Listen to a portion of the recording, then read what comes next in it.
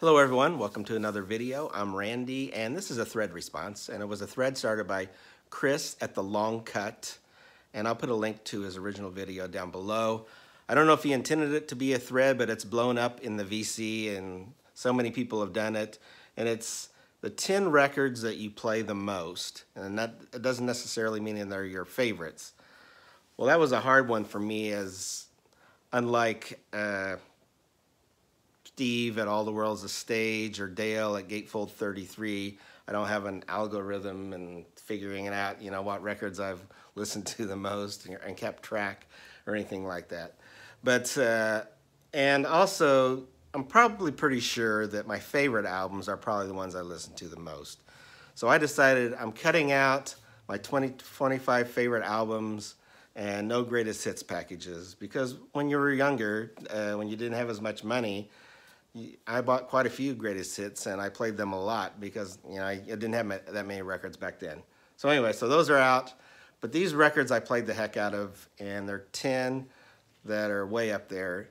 I don't have any set thing that I can show. Yeah, this is one I listen to the most, but these I did listen to a lot, I know. All right, I'm starting out with Tom Petty and Damn the Torpedoes, and this is the first Tom Petty album I owned, and it's going to be hard to top the first three songs on here. Refugee, Here Comes That Girl, Here Comes My Girl, and Even the Losers. Plus, I had the big hit, Don't Do Me Like That. And just like Tom wrote Damn the Torpedoes right there. Well, somebody did. I decided to write my name in there. I guess I didn't want anybody to steal my Tom Petty album, something I would never do now, but... yeah, Tom Petty, Damn the Torpedoes. It's going to be one of the most listened to records that I have. Next, another great listened to album is Reckoning by R.E.M. This is the first R.E.M. album I bought. I heard the song Don't Go Back to Rockville, and I just loved it. And I just had to get this album, played the heck out of it. South Central Rain, Seven Chinese Brothers. Just a great album. I guess I haven't shown the inside, but of course it was on the IRS label. Wasn't always able to figure out the Michael Stipe's lyrics, but I always enjoyed listening to them. Next is somebody that gets a lot of flack, but I love this album, and it's Jimmy Buffett's A1A. Has my favorite Jimmy Buffett song on here, Trying to Reason with the Hurricane Season. The whole second side is just fantastic, with A Pirate Looks at 40, Migration, Nautical Wheelers, and Tin Cup Chalice. But it just reminds me of sitting out, laying on the beach with a cold drink, just contemplating life, which is kind of what Jimmy's doing right there. Got his beer, and just this is just his early albums. I think are just fantastic, and this is was on the MCA label. And Door Number 3 is another great one. Life is Like a Tire Swing, but just a fantastic album by Jimmy Buffett. And next is The Who by Numbers. Now, unlike Tommy and Quadrophenia and Who's Next, this album didn't really get the airplay that they did. There's a couple songs in there that got some airplay, which is like Slip Kid and Squeeze Box. But this whole album, I think, is fantastic and very underrated. Love Success Story, Blue, Red, and Gray is a beautiful tune. So is Imagine a Man. How Many Friends is just one of my favorite songs. Maybe one of my favorite Who songs, actually. And Nicky Hopkins plays piano on this one, but it's just a great one. And it was also on the MCA label. So while you heard so much on the radio, the other ones, this one got played a lot just because it wasn't played as much on the radio. I'll have to try to get that in the cover later.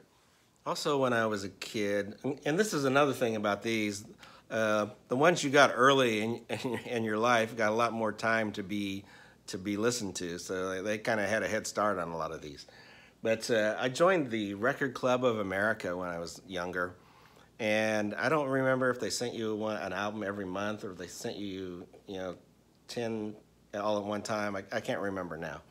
But one of the ones I got was this Randy Newman album, Good Old Boys, and his songwriting was amazing, and his lyrics, it just drew me to him, and I've ended up getting every Randy Newman album there is. But this is the on Reprise,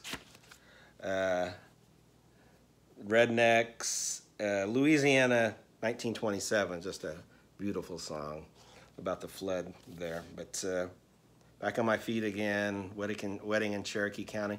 Rollin' is maybe my favorite Randy Newman song. Talk about Jimmy Buffett just sitting on a beach. Rollin' sounds like just sitting in a hammock out by the river, something like that, I don't know. But yeah, Randy Newman, Good Old Boys is one of my favorites. All right, next. Bruce Springsteen, The River. Now this is the tour where I first saw him, and just it was one of my favorite concerts of all time, if not my favorite, the first time I saw Springsteen in concert. And all his concerts have been fantastic. And the last concert I think I saw with him, I missed him this last time unfortunately, was he played every song from The River. It was the River tour, and he played all of these songs. But I remember playing the side 4 a ton just so I could hear Drive All Night, which is one of the most beautiful love songs ever. And it's got, you know, Hungry Heart, Sherry Darling, Jackson Cage. A lot of these, like Sherry Darling and Out in the Street, really come alive in concert. There's the best place to hear those songs. But The River, Bruce Springsteen, played the heck out of this on the Columbia label. And that's number, what is that number? 1, 2, 3, 4, 5. That was number 6. So we got a few more left. Next one. Tom Waits, Nighthawks at the Diner. It was like a live album, as they brought an audience into the studio, and did it like he was just having this beatnik concert, but with a small group. It's a fantastic album. It's all new songs, so it's really kind of like a live studio recording, but with, you know, members there in the audience. But Tom Waits, Nighthawks at the Diner. Love his banter in between the songs, which is really great, and you get the sense of his humor and his style with Better Off Without a Wife, Eggs and Sausage in a Cadillac with Susan Mickelson, is a great tune, On a Foggy Night. Emotional Weather Report, it's kind of a neat riff that he does. Warm Beer and Cold Women, just a fantastic album by Tom Waits. This album is the one that really made me fall in love with his music, even though I think Heart Attack and Vine was the first album I bought of his. Oh, I guess I should show. It was on Asylum. Nighthawks at the Diner. So next, I got Elvis Costello and This Year's Model. Now this was the second Elvis Costello album, and nothing kicks off an album quite like No Action, which is, I mean, they get right into it. This is just chock full of great tunes. It's probably my second favorite Elvis Costello album after Armed Forces. But like I said, I played the heck out of this one.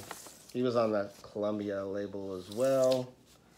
And as the big song in here for me was Radio Radio, which is the star that got him, the song that got him banned from Saturday Night Live, because he was supposed to play another tune and he didn't, and he played Radio Radio. Right. Of course, a lot of people that know me know that Astro Weeks by Van Morrison is my all-time favorite album, but I decided not to put any of my top 25 on here. And I also love Weed and Fleece. They're both kind of in the same, give you the same feeling, I think. And then this one that came out later reminded me of those albums, and I just played the heck out of this. And that's Van Morrison's No Guru, No Method, No Teacher. It's got one of his most beautiful songs of all time, and that's In the Garden. Take a listen to that song. It's just fantastic. Ivory Tower should have been a big pop hit, but Van sounds great on this album. The instrumentation, the arranging. It's on the Mercury label. And then the next one's going to surprise some people because, well, let's just show it. And that's Styx, The Grand Illusion. When I was younger, Styx was my favorite group. And up and through almost through college, I think about the time, maybe my third year in college and into grad school, it became The Who, and it's been The Who ever since. And I kind of left Styx behind. But when I was younger, this album got played the heck out of. And Grand Illusion, Fooling Yourself, Come Sail Away were the big hits off here. Yeah, this reminds me of, for nostalgia's sake, at one time they were my favorite. And so that's 10, but I decided to throw another one on. And that's a Baker's 10. And it's the Shepherds. I said I wasn't going to use any compilations or greatest hits. The Shepherds never had a studio album. This is just a collection of their 45s. They were out of Chicago. And this is just the best doo-wop / soul album you're going to hear. As they were kind of moving from doo-wop to the soul genre. And just to see that, the way that came about is just amazing in this record. So I say the closest they almost had a hit was, and I think it might have reached the top 100, I don't know, is Island of Love. Go listen to Island of Love by the Shepherds. Just one of the most beautiful songs. And that's my 10, well, 11. And thanks everyone for watching. And like I said, go watch Chris's from The Long Cut if you haven't already. And I enjoyed doing this video. Thanks.